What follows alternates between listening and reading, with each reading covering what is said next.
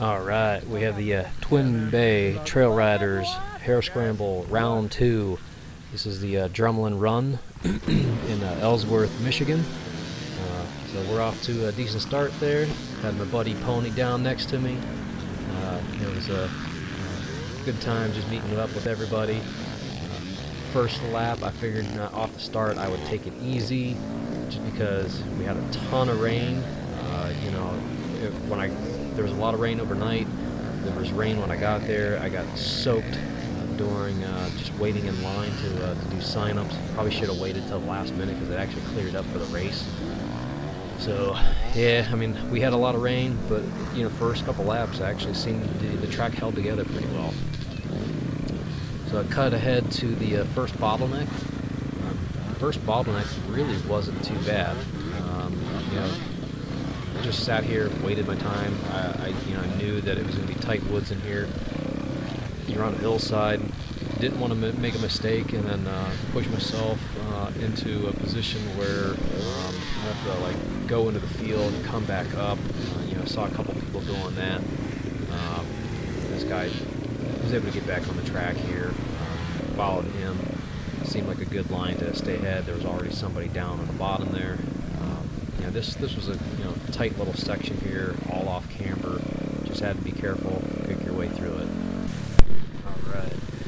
A little bit further into the course, I got into the grass track and pine field areas. I caught up to a couple kids from rows 10. Stalled it here because I was falling too close.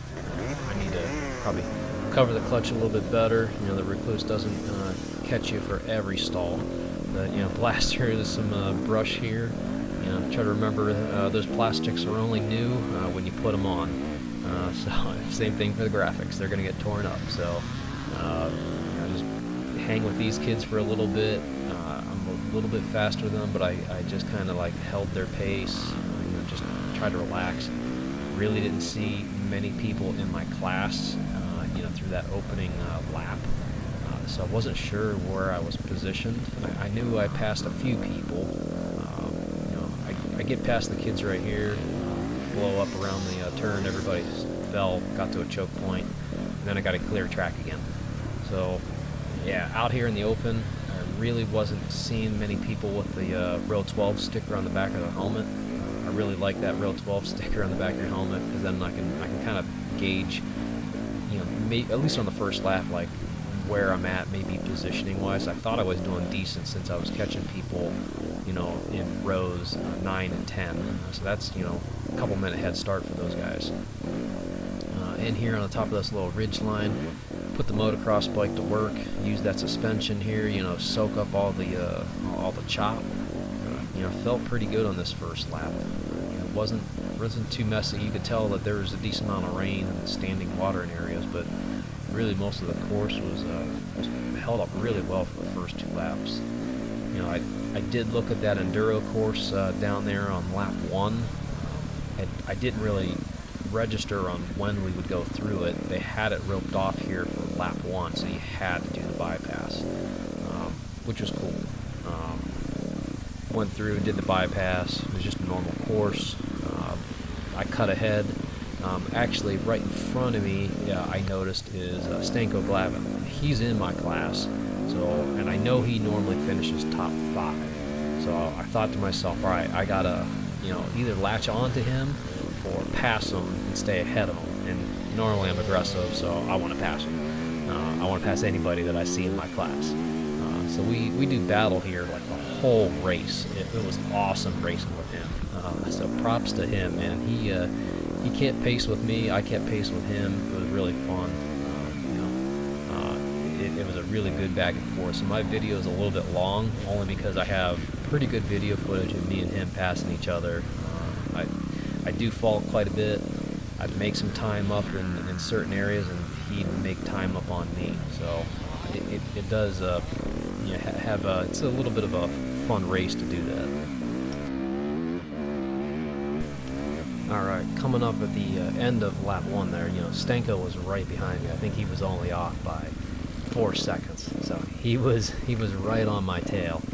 And I was thinking to myself, okay, lap 1, already done. don't know where I'm at, you know, but at least I'm ahead of Stanko. Just gonna push it in this open area so I can try to, you know, open up a little bit of a gap between us. So I'm decent at the sand areas, the open grass tracks. That's a little bit more of my strong suit. I can push my speed a little bit through there. Still got to get a little bit better on cornering, but like this turn, I did almost perfect, or at least for me. I'm like, okay, come up here, rail this turn, and get into the woods fast. So my plan was, okay, if I can just remain at a high speed, be pretty consistent, don't make mistakes, I can get a decent lead over Stanko, maybe catch somebody else in our class. So through here, that's all I was looking to do, just stay clean. Almost to the end of this section here, you know, pop out, got through the tight woods really clean, so I was pretty happy with myself. Thought, all right, I should be getting, you know, at least maybe a decent lead. I don't know how fast Stanko was going to follow me through everything, but I knew he was pretty close behind me. So getting into this spiral into the cornfield, I would peek back every once in a while. I'm like, okay, where's my guy? You know, how much of a lead do I have? And I kind of look over and think right about there is when you see him come through the woods and start to enter the spiral. So for me, I'm like, okay, that was probably about a decent, you know, 15-second, maybe 20-second lead. So I'm like, okay, you know, I got a little bit of a gap, but not much. I got to keep it clean, and I got to ride pretty fast, not make any mistakes. So that's what I was aiming to do. Unfortunately, I'm not always good at the ruts.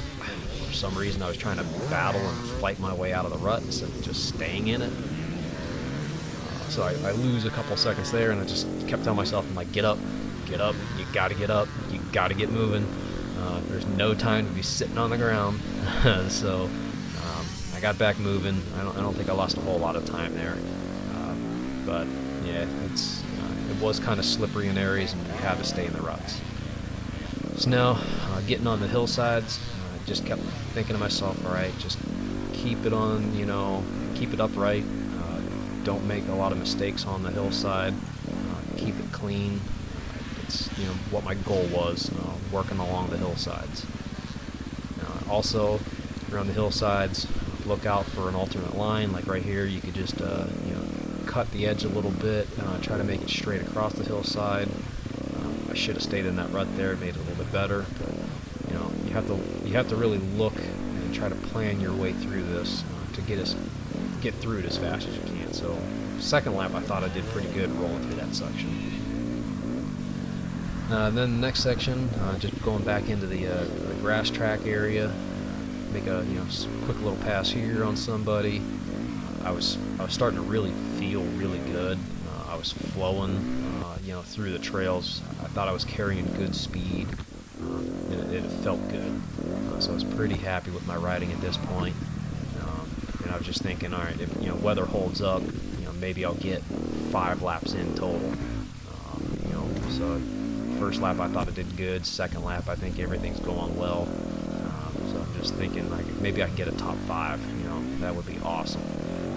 So I just keep pressing here and keep the bike, you know, moving as fast as I can, knowing that I got somebody who's pretty fast and they're behind me.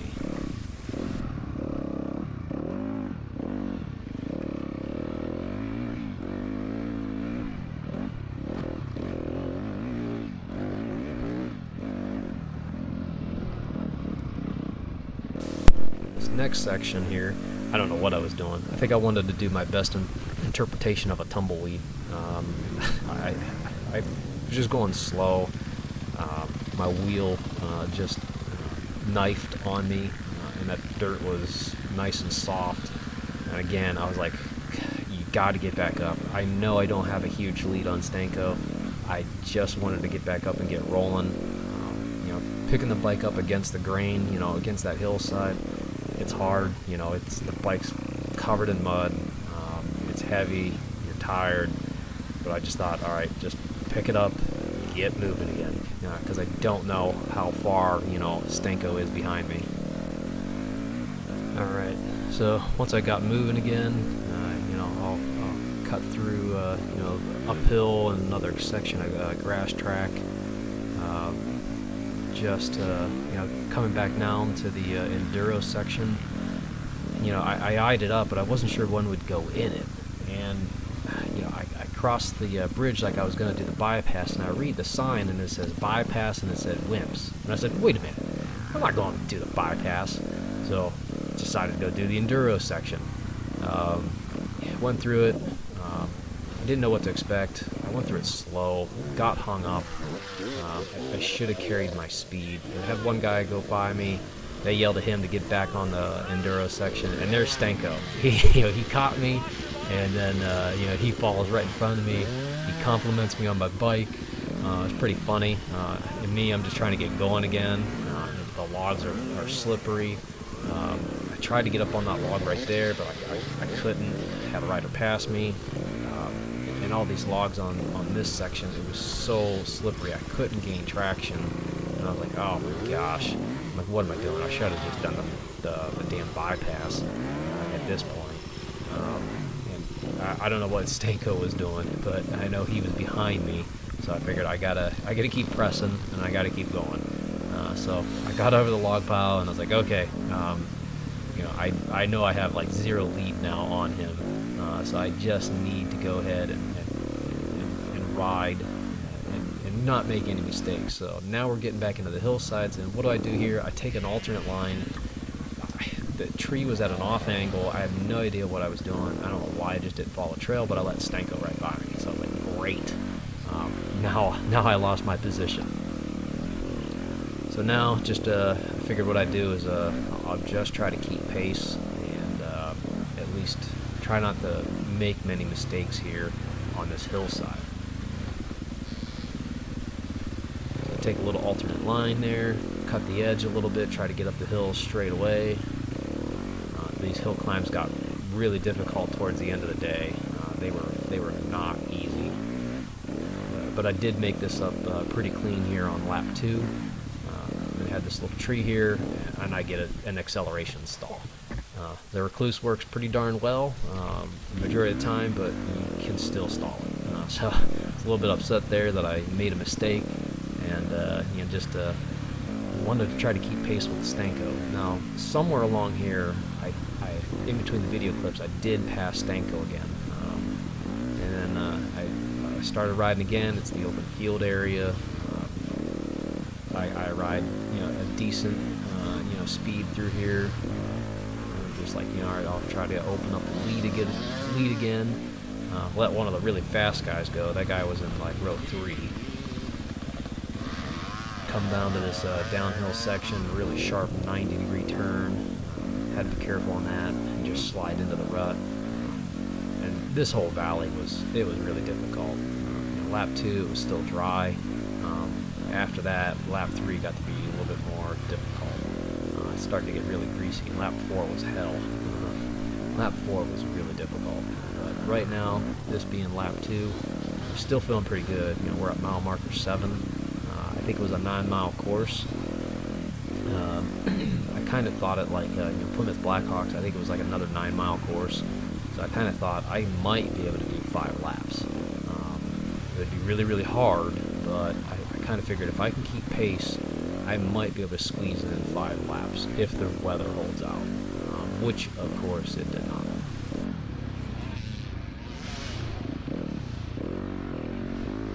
So here I slide out, make a mistake. You really got to stay in those ruts. I had a difficult time sometimes on these on the hillsides, just staying in the rut. I got to get more comfortable staying in the rut there. So I heard somebody coming up. I needed to just pull off to the side real quick, and there goes Stenko. So whatever lead I had generated, I gave it right back. Kind of frustrated with myself on. I just kept giving the position right back, just because I'd make mistakes. So the end of lap 2. I was in 6th place. My time on lap 2 was actually pretty good. I improved it by over a minute. even though I fell a bunch of times. So thought lap 3, all right, I'm gonna catch Stanko now, and I'm gonna open up a gap again. So again, it was the open areas. I could catch him, so I reeled him back in. I think he only had a couple second lead time on me, maybe like 10 seconds.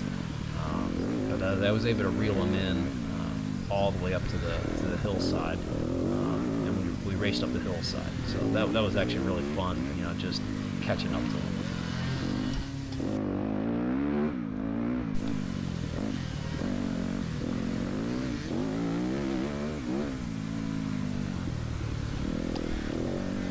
All right, here we are, the drag race up the hill.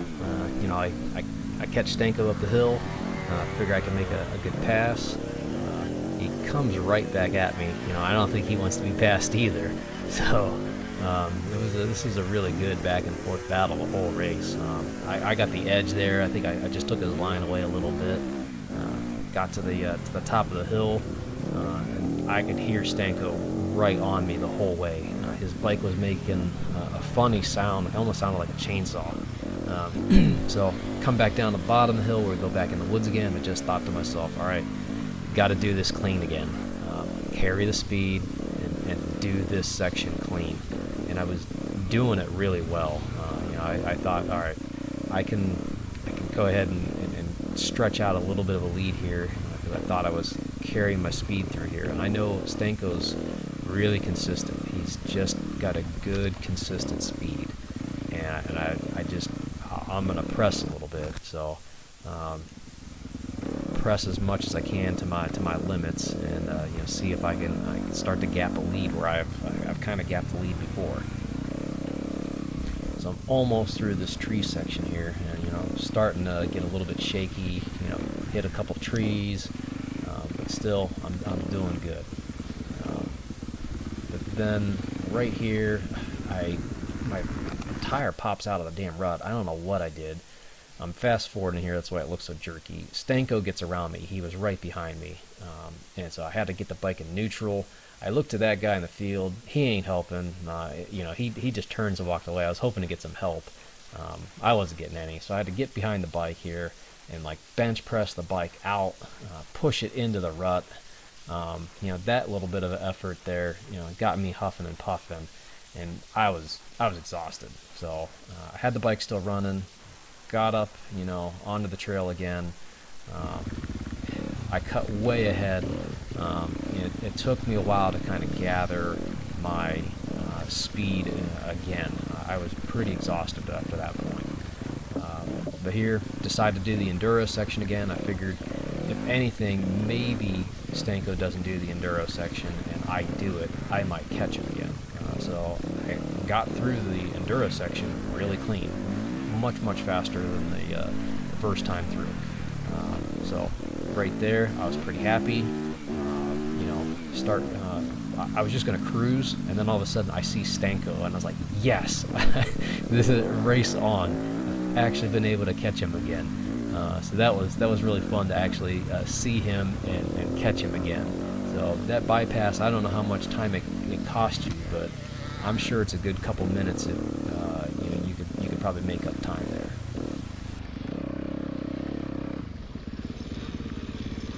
So in this section here, I just try to follow suit, kind of stalk the prey a little bit. I'm like, okay, I'll just relax. I'll follow Stanko. I'll wait for him to make a mistake, and try not to make any mistakes myself. This got to be, the rain was coming down halfway through lap 3, so this was starting to get pretty slick in here. And my GoPro camera is getting all smudgy vision just because of all the rain. So yeah, the rain was coming down pretty good at this point in time. It was a good steady downpour in lap 3. And right up here, I think Stanko makes a mistake here that I can actually get around him.